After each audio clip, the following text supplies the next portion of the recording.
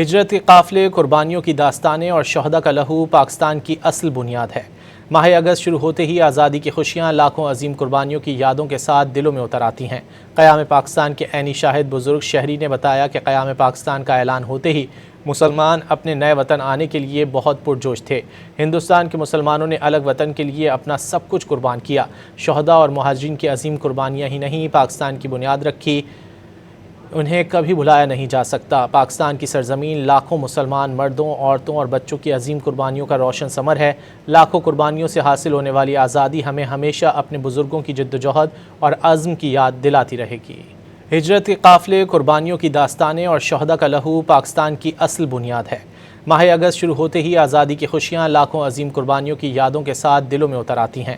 قیام پاکستان کے عینی شاہد بزرگ شہری نے بتایا کہ قیام پاکستان کا اعلان ہوتے ہی مسلمان اپنے نئے وطن آنے کے لیے بہت پرجوش تھے۔